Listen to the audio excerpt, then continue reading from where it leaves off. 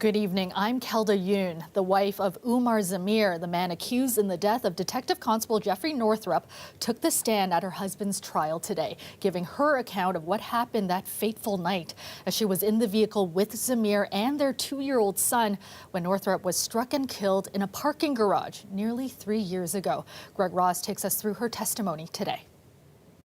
Ada Sheikh says she and her husband made the decision to go to Nathan Phillips Square on July 2nd, 2021 with their then 2-year-old son.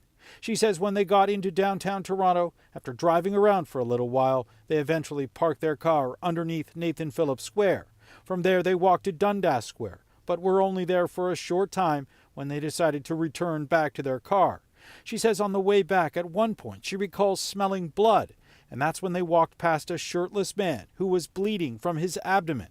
She says they didn't stop and continued making their way to the car. Sheikh says she put her son in the car seat while her husband Zamir put the stroller in the trunk of the car. That's when they were approached by a man and a woman. She says they appeared to be under the influence. She says there was no one else in the parking lot at the time. And that's when the woman started to signal for them to stop. They proceeded to get into the car and close the doors, not sure who these people were. She says the woman pulled out a badge and said they were police. She says they weren't dressed like police, weren't behaving like police, and she thought the badge looked fake. She says the man and the woman started banging on their car and continued shouting at them to stop and to get out of the car. Sheikh says they reversed out of their spot, and immediately after going forward, she felt a bump, like a speed bump. That moment can be seen here on this grainy footage from a security camera in the parking garage. Sheikh says at that moment, it didn't occur to her that they could have just hit a person. She says they were focused on getting away. She says as they were driving through the parking garage, she remembers Zamir telling her to call 911. She asked him if it was 911 or 999. She says where she's from in Malaysia, the number for emergency services is 999. While she was attempting to dial, that's when she remembers feeling a jolt. They had arrived at the exit to the parking garage and were rammed from behind by an unmarked police van. She said within seconds, a man from the van was outside of her window, pointing a gun at her and telling her to get out of the car. She says he opened the door, grabbed her arm, and yanked her out. She says he forced her to the ground, and that's when she told him that she was 8 months pregnant. Sheikh also said she recalled seeing Zamir being pulled from the car by another man. He was handcuffed, and she says she saw that man punch Zamir in the face.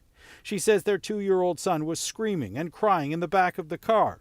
She says he got out of his car seat, climbed through the center console, and came to her through the open front passenger door. She said she remembers trying to calm her son down by telling him it was all just a movie. Sheikh testified that she was taken to a hospital that night where they kept her overnight to monitor her and her unborn baby. She says the next day she gave a full statement to Toronto police, but later that night she saw on the news that the police were reporting a very different story than the one she told them. Earlier in this trial, we did hear from 3 police officers that testified Constable Northrup was standing in front of Zamir's vehicle when he was hit. But security footage from the parking garage tells a very different story. You don't see Constable Northrup standing in front of the car. We also heard from some other witnesses who were at the exit to the parking garage when Zamir was arrested, and they also testified that they didn't know that those plainclothes officers were police. Greg Ross, CBC News, Toronto.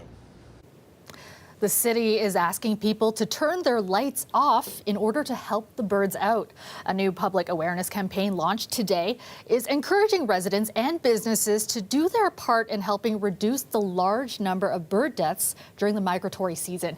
Anam Khan joins us live downtown. And Anam, big cities like Toronto can be pretty dangerous places for birds that are passing through. Yes, Kelda, Toronto is very well lit, and many people aren't aware of how dangerous these lights can be for migratory birds. One organization was saying 25 million birds across Canada and 1 million in Toronto die every year just by crashing into windows. So the city is launching its Lights Out Toronto campaign, and it hopes residents do their part in saving these birds with the flick of a switch. Millions of birds migrate to Canada every spring, nesting and reproducing in our forests and lakes before returning south in the fall. But many also don't make it, with urban centers like Toronto posing a major danger at night. So we have a lot of birds that come through here. So they hit the city, they fly at night, they see all the lights, they get very confused, they get disorientated. So that can lead them to crashing into buildings. To stop this from happening, the city is asking residents and businesses to turn off unnecessary lights this spring between 10 p.m. and 6 a.m., like exterior lights or interior lights that are not being used.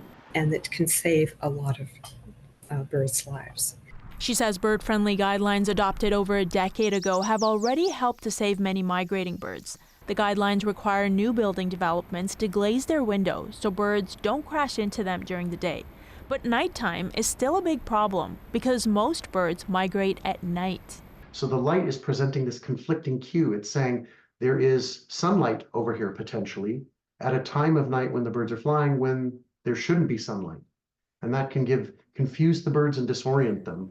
The city also working with Fatal Light Awareness Program Canada, which picks up dead birds across the GTA. We've picked up over 6,000 birds in a given year at just a handful of buildings that we monitor. So, and to date, we picked up 185 different species of birds. The group holds an annual event laying out all the dead birds it's collected. Monsieur says they've already collected 25 different endangered species to date. It's quite an eye-opener for people. The campaign will run throughout the spring migratory season. It kicked off on April 1st and will run to May 31st. Then it'll kick off again in the fall for 2 months, starting in the beginning of September. So be kind to the birds. You might save some energy and maybe even some lives. Thanks so much, Anam. That's our Anam Khan live for us tonight.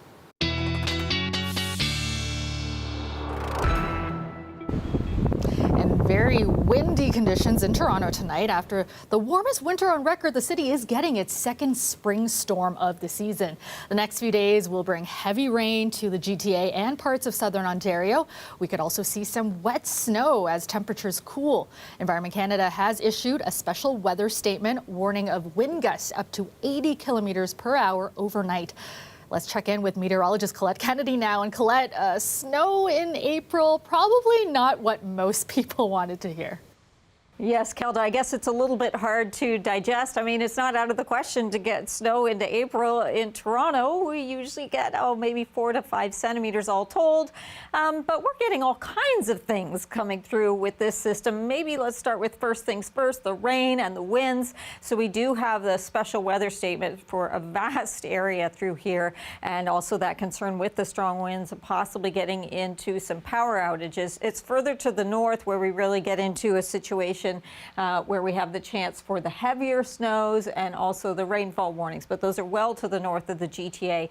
Highs today, there was still some milder air to the east. Otherwise, the temperatures kept down a bit by the rain that's been moving in and pushing across the province. However, we're going to see those temperatures doing a bit of a flip as we go into the overnight hours. So 6 generally tonight in Toronto. There'll be a bit of up and down, and then falling by tomorrow afternoon back to 4 degrees with rain, the risk of some thunderstorms, and clearly the strong winds in there. For Windsor, the temperature comes up first, then it goes down towards tomorrow morning. We'll be down to about 3-4 degrees, then back up to about 8. But again, with strong winds and the significant rainfall. So just kind of timing this out as it continues to work its way through. The rain getting a bit more organized, a bit heavier in nature, pushing into eastern Ontario and through the Golden Horseshoe, and then carrying on. But we get this wraparound. So we still have more snow coming our way. And then it's later in the day on Wednesday where that colder air gets pulled in, and we'll see some mixing and even some light, very light, probably melting on contact,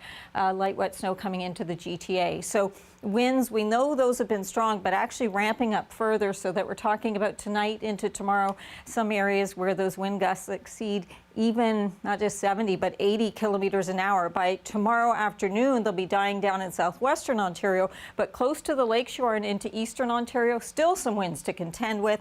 The rainfall amounts, just dealing with the rain, 30 to about 50 millimeters of rainfall, and then as you push north, that moisture turns more into the snowfall event, and those are some of the areas where it could be 15 to 30 centimeters. We're talking Algonquin over towards Smith Falls, up towards Sudbury and North Bay, the more significant amounts. So those temperatures tonight doing what they're going to be doing, that sort of up and down again. keeping us, though, mild enough that it is rainfall through most of the day tomorrow. Then it turns into that mix or change over to some light, wet snow.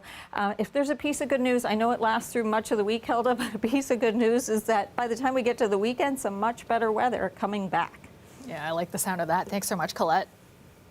Welcome back. Doug Ford is stepping up his attacks on Justin Trudeau and the newly increased federal carbon tax, which kicked in today. Premier Ford was traveling north of the city where he told a group of farmers if the tax doesn't go, the Prime Minister will. Chris Glover reports. What's your answer?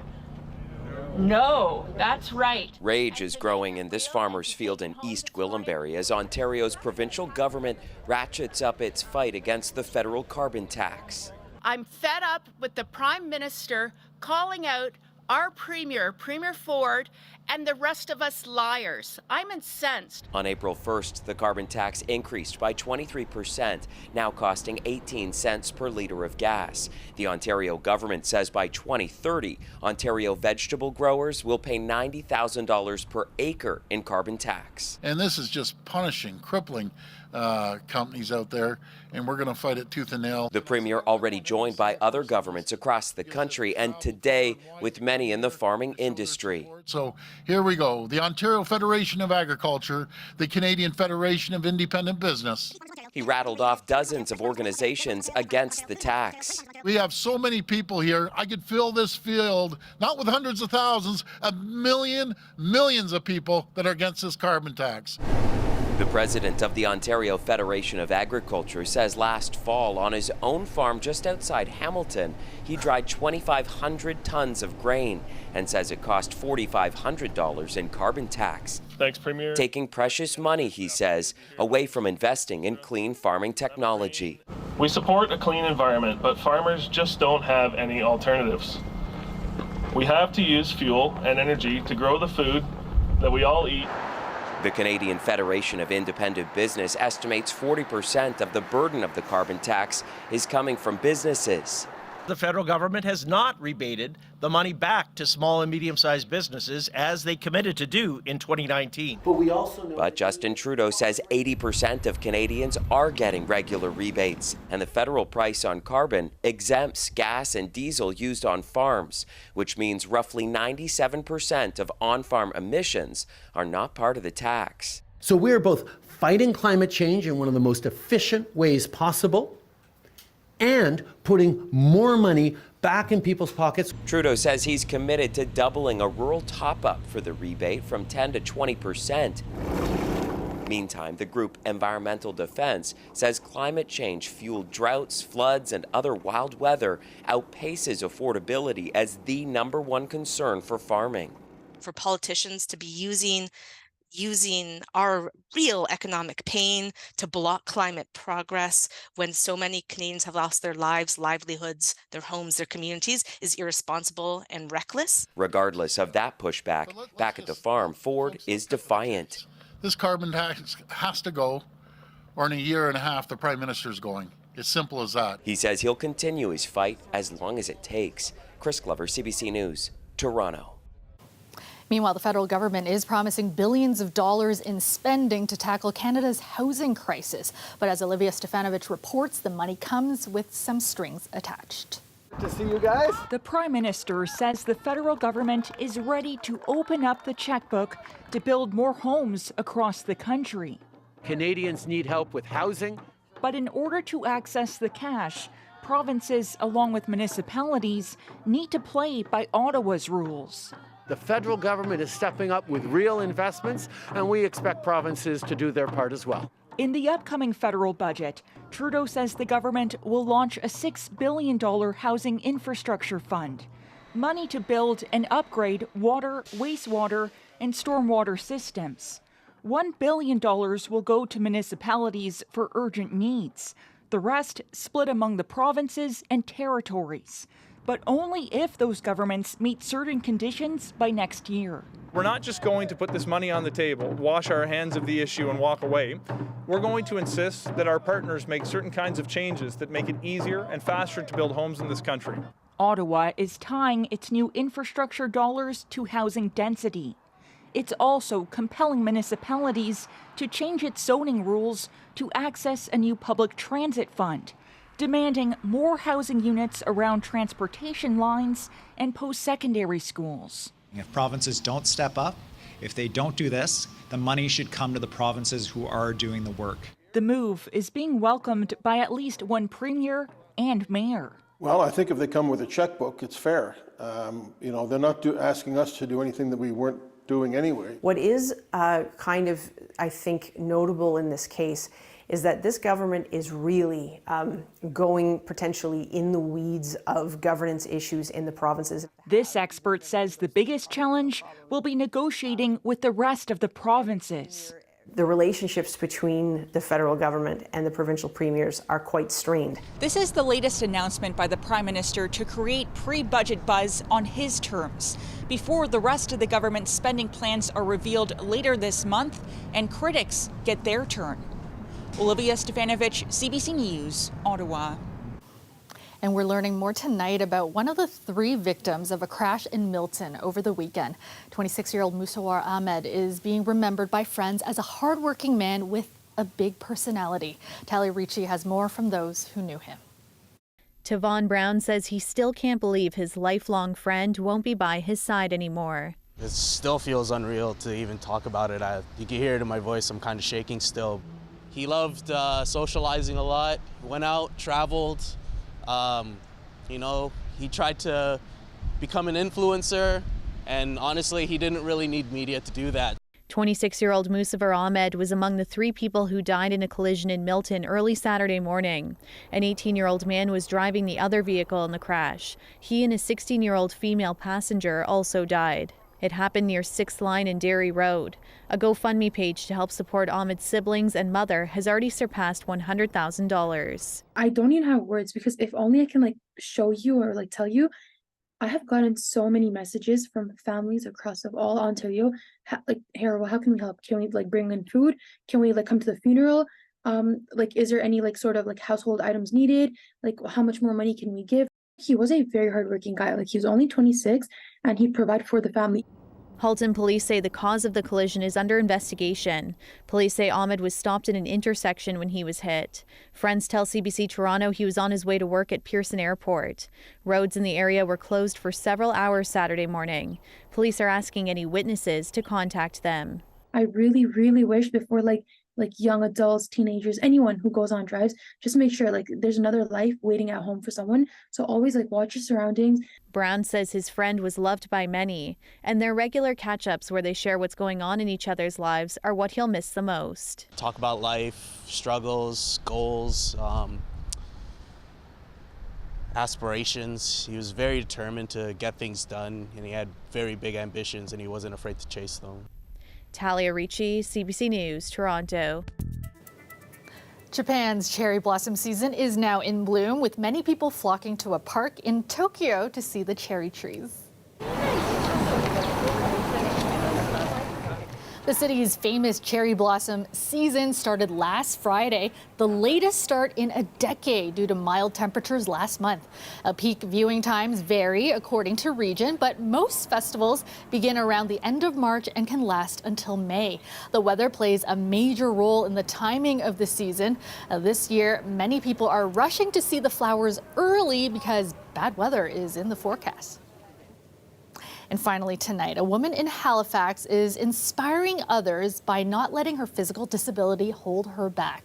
Born without a hand, Marissa Gorjazadeh is a fitness instructor who's currently preparing for her 5th bodybuilding competition. Paul Palmater shares her story.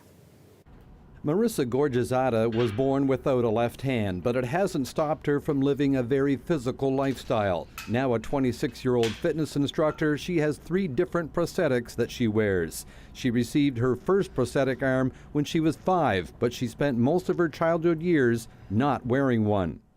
I didn't accept myself, so that's why it was such a mental battle for me to make friends, because I couldn't believe anyone would want to be friends with someone with one hand, anything like that. This prosthetic, called a B-Bionic hand, is the one she wears the most. It has 14 different grip patterns that help her in a wide variety of daily functions. So if I hold the flex, you'll hear a beep, which then changes the grip pattern to the pointer finger, which I use for pressing buttons and typing. And then I can change the thumb, like so, to do a power grip. And then I can beep again to do another grip pattern. She's had the $55,000 prosthetic for 2 years, and it has changed her life. Always one who took fitness seriously, she has taken part in 4 bodybuilding competitions, where she's won 3 of them, and she's now training for another show in Moncton later this month. When she's working out, she uses this prosthetic, which is more activity specific.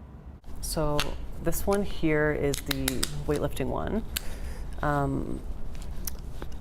Essentially, I got this one when I was 15 or 16 years old, and it helps me with any type of pulling movement, pushing movement, jump rope, any type of balance movement. Like, I can do basically any movement with this hand. Gorjizada lives in Halifax but grew up in St. John and has had several prosthetic devices that she received from the Atlantic Clinic for Upper Limb Prosthetics in Fredericton. Prosthetics have come a long way in the last 2 decades with advances in medical technology. She has a huge social media presence that our patients are seeing, and it's kind of showing them that, you know, anything is possible, and as an athlete you can compete if you just don't let it get in your way. Paul Palmeter, CBC News, Halifax. And that is our show for you tonight. Thank you so much for watching. Dwight Drummond has your next local newscast tomorrow at 6. Have a great night.